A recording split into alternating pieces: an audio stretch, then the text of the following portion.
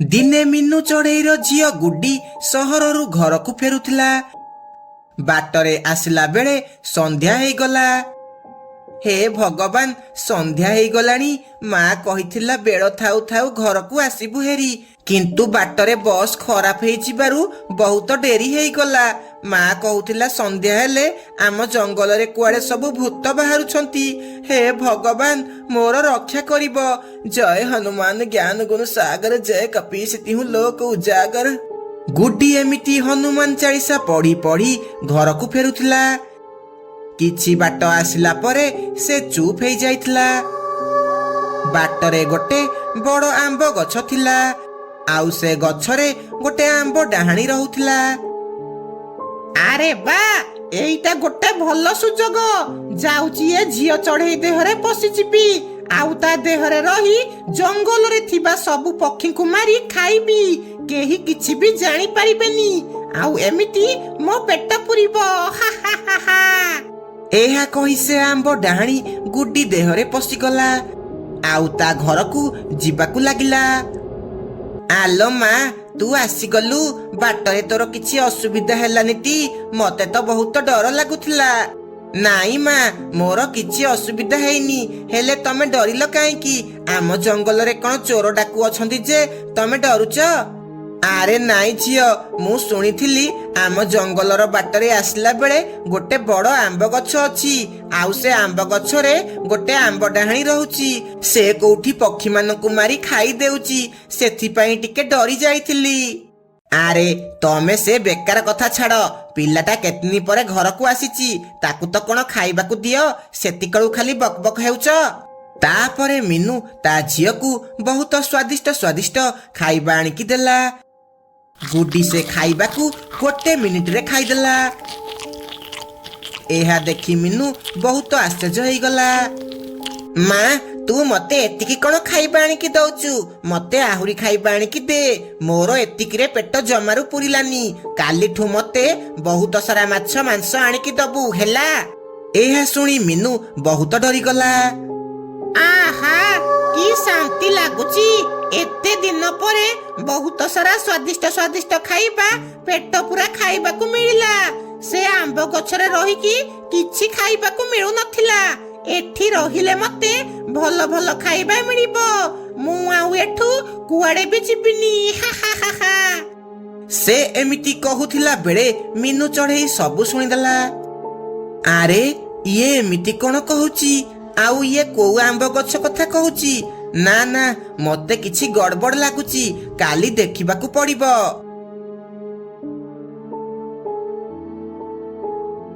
ଦିନ ସାରା ସେ ଡାହାଣୀ ଘରେ ସେମିତି ବସି ରହିଲା, ଆଉ ରାତି ଯେମିତି ହେଲା ସେ ଜଙ୍ଗଲ ସାରା ବୁଲି ବୁଲି କାହାର କୁକୁଡ଼ା ଖାଇଲା, ଆଉ କାହାର ଛେଳି ମାରିକି ଖାଇଲା। ଏମିତି ସବୁଦିନ ହେବାରୁ ଜଙ୍ଗଲର ସବୁ ପକ୍ଷୀମାନେ ବହୁତ ଚିନ୍ତାରେ ପଡିଗଲେ। ଦିନେ ସେ ଡାହାଣୀ ଦେଖିଲା ମିନୁ ଘରେ ଗୋଟେ ବିଲେଇ ଅଛି। ସୁଯୋଗ ଦେଖି ସେ ତାକୁ ନେଇ ଖାଇବାକୁ ଗଲା। ସେତିକି ବେଳେ ସୋନୁ ଏସବୁ ଦେଖିଦିଏ, ଆଉ ତା ପିଛା କରିବାକୁ ଲାଗେ। ବହୁତ ଦିନ ହେଲା ଏ ବିଲେଇକୁ ଖାଇବି ବୋଲି ଭାବିଲାଣି, କିନ୍ତୁ ସେ ବୁଢା ଯୋଗୁ ଖାଇ ପାରିଲିନି। କିନ୍ତୁ ଆଜି ସୁଯୋଗ ମିଳିଛି, ୟାକୁ ମୁଁ ମଜା କରି ଖାଇବି। ଏହା କହି ସେ ଡାହାଣୀ ସେ ବିଲେଇକୁ ମାରି ଖାଇବାକୁ ଲାଗେ। ଏସବୁ ଘଟଣା ସୋନୁ ଦେଖିଦିଏ। ଆରେ, ମୋ ଝିଅ ଏମିତି କଣ ହେଉଛି? ଆଉ ସେ ବିଲେଇକୁ କଣ ଖାଇଦେଲା? ନା, କିଛି ତ ଗଡବଡ ଅଛି। ନା, କାଲି ମତେ ତାନ୍ତ୍ରିକ ପାଖକୁ ଯାଇ ଏହାର କିଛି ସମାଧାନ ବାହାର କରିବାକୁ ପଡିବ। ତା ପରଦିନ ସକାଳୁ ସୋନୁ ତାନ୍ତ୍ରିକ ପାଖକୁ ଗଲା, ଆଉ ତାକୁ ସବୁ କଥା କହିଲା। ତାହେଲେ ସେ ଆମ୍ବ ଡାହାଣୀ ତୋ ଝିଅ ଦେହରେ ପଶି ଯାଇଛି, ସେଥିପାଇଁ ଜଙ୍ଗଲର ସବୁ କୁକୁଡ଼ା ଆଉ ଛେଳି ଗାୟବ ହେଉଛନ୍ତି। ନା, କାଲି ହେଉଛି ପୂର୍ଣ୍ଣିମା ରାତି। କାଲି ରାତିରେ ସେ ଡାହାଣୀକୁ ଆମକୁ ବଶ କରିବାକୁ ପଡିବ। ତତେ ମୁଁ ଯାହା ଯାହା ଜିନିଷ କହିବି ତୁ ଆଣିକି ଆସିବୁ। ମୁଁ କାଲି ସେ ଡାହାଣୀକୁ ତୋ ଝିଅ ଦେହରୁ ବାହାର କରିବି। ହଁ ତାନ୍ତ୍ରିକ ବାବା, ତମେ କାଲି ଆମ ଘରକୁ ଆସ, ମୁଁ ସବୁ ଜିନିଷ ଆଣିବି ହେରି। ହଉ, ତୁ ଏବେ ଘରକୁ ଯା। ତାପରେ ସୋନୁ ତା ଘରକୁ ଗଲା। ସକାଳ ହଉ ହଉ ସେ ବଜାର ଯାଇ ତାନ୍ତ୍ରିକ କହିଥିବା ଜିନିଷ ଆଣିକି ଆସିଲା। କିଛି ସମୟ ପରେ ରାତି ହେଲା। ତାନ୍ତ୍ରିକ ମିନୁ ଘରକୁ ଆସିଲା ଆଉ ମନ୍ତ୍ର ପଢିବାକୁ ଲାଗିଲା। ମନ୍ତ୍ର ଶବ୍ଦ ଶୁଣି ଡାହାଣୀ ସେଠାକୁ ଆସିଲା। ବନ୍ଦ କର ମନ୍ତ୍ର, ମନ୍ତ୍ର ପଢିବା ବନ୍ଦ କର କହୁଛି। ମୋ ଦେହ ମୁଣ୍ଡ କଣ ହେଇଯାଉଛି, ତୋର ଅବସ୍ଥା ମୁଁ ଖରାପ କରିଦେବି। ଡାହାଣୀ ଯେତେ ଯାହା କହିଲେ ବି ତାନ୍ତ୍ରିକ ମନ୍ତ୍ର ପଢିବା ବନ୍ଦ କରେ ନାହିଁ। ତାପରେ ସେ ଡାହାଣୀ ଗୁଡ୍ଡି ଦେହରୁ ବାହାରକୁ ଆସେ ହେରି। ତାପରେ ତାନ୍ତ୍ରିକ ସେ ଡାହାଣୀକୁ ଗୋଟେ ବୋତଲ ଭିତରେ ବନ୍ଦ କରିଦିଏ। ଏବେ ତମ ଝିଅ ଏକଦମ ଠିକ ହେଇଗଲା, ଆଉ ତାର କିଛି ବି ହେବନି। ହଉ ମୁଁ ଏବେ ଆସୁଛି। ଏହା କହି ତାନ୍ତ୍ରିକ ସେଠାରୁ ଚାଲିଯାଏ। ତାପରେ ପୁଣି ଥରେ ମିନୁ ଚଢେଇ ଆଉ ତା ପରିବାର ବହୁତ ଖୁସିରେ ରହିବାକୁ ଲାଗିଲେ। ସୁନ୍ଦରବନ ଜଙ୍ଗଲରେ ଗୋଟିଏ ବଡ଼ ନଦୀ ଥିଲା। ସେ ନଦୀ ପାଖରେ ଗୋଟିଏ ଭୂତ ଚଢେଇର ଆତ୍ମା ରହୁଥିଲା। ସେଥିପାଇଁ ସବୁ ପକ୍ଷୀ ବହୁତ ଚିନ୍ତାରେ ଥିଲେ। ଦିନେ ସବୁ ପକ୍ଷୀ ମିଶି ଗାଁର ସରପଞ୍ଚ ପାଖକୁ ଗଲେ। ସରପଞ୍ଚ ବାବୁ, ଆମ ଜଙ୍ଗଲର ସେ ନଦୀ ପାଖରେ ଗୋଟେ ଚଢେଇର ଆତ୍ମା ରହୁଛି। ସେଥିପାଇଁ କେହି ବି ପକ୍ଷୀ ସେଠାକୁ ପାଣି ନେବା ପାଇଁ ଯାଇପାରୁନାହାନ୍ତି। ହଁ ସରପଞ୍ଚ ବାବୁ, ଆମକୁ ବହୁତ ଡର ଲାଗୁଛି। ଜଙ୍ଗଲର କିଛି ପକ୍ଷୀମାନଙ୍କୁ ସେ ଡାହାଣୀ ମାରିଦେଲାଣି। ଶୁଣ, ତମେ ମାନେ ବ୍ୟସ୍ତ ହୁଅନି। ଆମେ ଗୋଟେ କାମ କରିବା।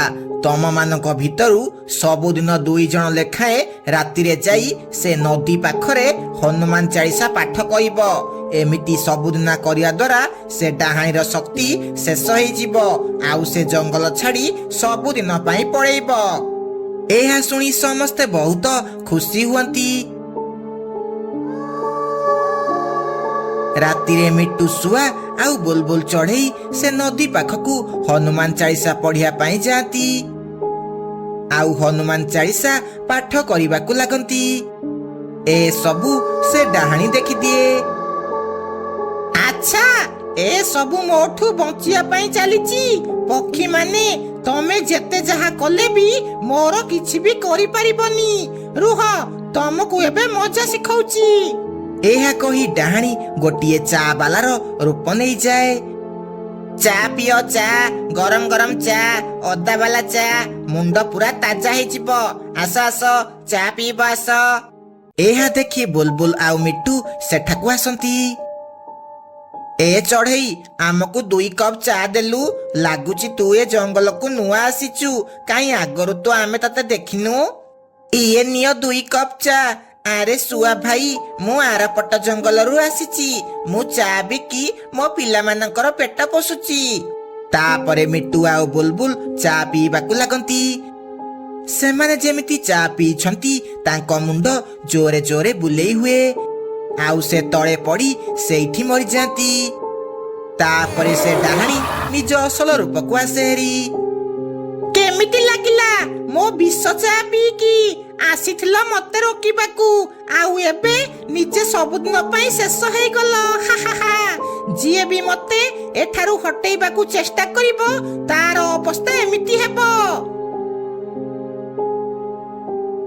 ସକାଳୁ ଯେମିତି କାଉ କାଉ ସେ ନଦୀ ପାଖକୁ ଆସିଛି, ସେ ଦେଖେ ମିଟୁ ଆଉ ବୁଲବୁଲ ସେଠାରେ ମରିକି ପଡ଼ିଛନ୍ତି। ଆରେ ଭାଇ ମାନେ, କିଏ କୋଉଠି ଅଛ? ଜଲ୍ଦି ଏଠାକୁ ଆସ। ଦେଖ, ମିଟୁ ଆଉ ବୁଲବୁଲ ମରିକି ପଡ଼ିଛନ୍ତି। ହେଲେ ଏମାନେ କେମିତି ମରିଲେ?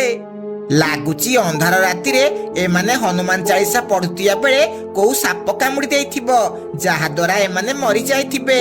କିନ୍ତୁ ଆଜି ରାତିରେ ଆମେ ଆସିକି ହନୁମାନ ଚାଳିଶା ପଢିବା ଆଉ ସେ ଡାହାଣୀକୁ ଆମ ଜଙ୍ଗଲରୁ ବାହାର କରିବା। ରାତିରେ କାଳୁ ଆଉ ବଣ୍ଟିପାରା ସେଠାକୁ ହନୁମାନ ଚାଳିଶା ପଢିବାକୁ ଆସନ୍ତି। କିଛି ସମୟ ପଢିଲା ପରେ ସେମାନେ ବହୁତ ଥକି ଯାଆନ୍ତି। ସେତିକି ବେଳେ ଡାହାଣୀ ଚା ବାଲା ରୂପ ନେଇ ସେଠାକୁ ଆସେ। ଚା ନିଅ, ଚା, ଗରମ ଗରମ ଚା, ଅଦା ଗୋଲମରିଚ ବାଲା ଚା। ଆସ ଆସ ପକ୍ଷୀ ମାନେ, ଚା ପିଇବ ଆସ। ଏହା ଦେଖି ବଣ୍ଟି ଆଉ କାଳୁ ସେଠାକୁ ଆସନ୍ତି। ଆରେ ଭଉଣୀ, 2 କପ୍ ଚା ଦେଲ। ଆମେ ବହୁତ ଥକି ଗଲୁଣି। କାହିଁ ଆଗରୁ ତ ତମକୁ ଆମେ ଏଠି ଦେଖିନୁ। ତମେ କୋଉଠୁ ଆସିଛ? ହଁ ମୁଁ ସେ ଆରପଟ ଜଙ୍ଗଲରୁ ଆସିଛି। ମୁଁ ଏମିତି ଜଙ୍ଗଲ ଜଙ୍ଗଲ ବୁଲି ବୁଲି ଚା ବିକୁଛି ଆଉ ନିଜ ପରିବାର ପେଟ ପୋଷୁଛି। ସେ କଥା ଛାଡ, ଇଏ ନିଅ ଚା ପିଇବ। କାଳୁ ଆଉ ବଣ୍ଟି ଚା ଯେମିତି ପିଇଛନ୍ତି ସେମାନଙ୍କ ମୁଣ୍ଡ ବୁଲେଇ ହେବାକୁ ଲାଗେ। ଏ ଚଢେଇ, ତୁ ଏଥିରେ କଣ ମିଶାଇଥିଲୁ? ଏହା କହି ସେମାନେ ଦୁଇ ଜଣ ବି ମରିଯାଆନ୍ତି। ଡାହାଣୀ ତାପରେ ତା ଅସଲି ରୂପକୁ ଆସେ ହେରି। ମୁଁ କୋଉ ଚଢେଇ ନୁହଁ, ମୁଁ ହେଉଛି ଗୋଟେ ଚଢେଇର ଆତ୍ମା। ତମେ ମାନେ ଏଠି ହନୁମାନ ଚାଳିଶା ପଢି ମତେ ଏଠାରୁ ଭଗେଇବାକୁ ଚାହୁଁଛ? ଯିଏ ବି ମୋ ସହ ଲାଗିବ ତାର ଅବସ୍ଥା ଏମିତି ହବ। ଏସବୁ ଘଟଣା ହେଲା ବେଳେ ମିନୁ ଚଢେଇ ଗୋଟେ ଗଛ ଉପରେ ବସି ସବୁ ଦେଖିଦିଏ। ଆଚ୍ଛା, ତୁ ଏମିତି ସବୁ ପକ୍ଷୀମାନଙ୍କୁ ଜାଲରେ ଫସେଇ ମାରି ଦଉଛୁ। ରହ, ତତେ ଯଦି ମୁଁ ଏ ଜଙ୍ଗଲରୁ ବାହାର ନ କରିଛି ମୋ ନାଁ ମିନୁ ନୁହଁ। ଏହା କହି ମିନୁ ସେଠାରୁ ଚାଲିଯାଏ। ଆଉ ସକାଳୁ ଯାଇ ସବୁ ପକ୍ଷୀମାନଙ୍କୁ ଏ ବିଷୟରେ କୁହେ। ଆଉ ସେ ଡାହାଣୀକୁ କେମିତି ଜଙ୍ଗଲରୁ ବାହାର କରିବ ତା ଉପାୟ କୁହେ। ରାତିରେ ମିନୁ ଚଢେଇ ଆଉ ଲୁସି ପାରା ସେ ନଦୀ ପାଖକୁ ଯାଆନ୍ତି। ସେମାନଙ୍କୁ ଦେଖି ଡାହାଣୀ ଚା ବାଲା ରୂପ ନେଇ ସେଠାକୁ ଆସେ। ଚା ନିଅ ଚା, ଗରମ ଗରମ ଚା, ଅଦା ଗୋଲମରିଚ ବାଲା ଚା। ଆସ ଆସ ପକ୍ଷୀ ମାନେ, ଚା ପିଇବ ଆସ। ଆରେ ଭଉଣୀ, ଗୋଟେ କପ୍ ଚା ଦେଲ। ସେତିକି ବେଳେ ଲୁସି ପଛପଟୁ ଆସି ସେ ଡାହାଣୀ ଉପରେ ଗଙ୍ଗା ଜଳ ପକେଇ ଦିଏ। ଗଙ୍ଗା ଜଳ ପଡୁ ପଡୁ ସେ ତା ଅସଲି ରୂପକୁ ଆସେ ହେରି। ଇଏ ତୁ କଣ କଲୁ? ତୁ ମୋ ସହ କିଛି ବି ଠିକ କଲୁନି। ମୁଁ ପୁଣି ଥରେ ଆସିବି ଆଉ ତମ ମାନଙ୍କୁ କାହାକୁ ବି ଛାଡିବିନି, ସମସ୍ତଙ୍କୁ ମାରିଦେବି। ଏମିତି ସେ ଡାହାଣୀ ଛଟପଟ ହେଇ ଜାଳି ପୋଡି ପାଉଁଶ ହେଇଯାଏ। ଏମିତି ମିନୁ ଚଢେଇର ସାହସ ଯୋଗୁ ସବୁ ପକ୍ଷୀମାନେ ପୁଣି ଥରେ ନଦୀରୁ ପାଣି ନେଇ ପାରନ୍ତି।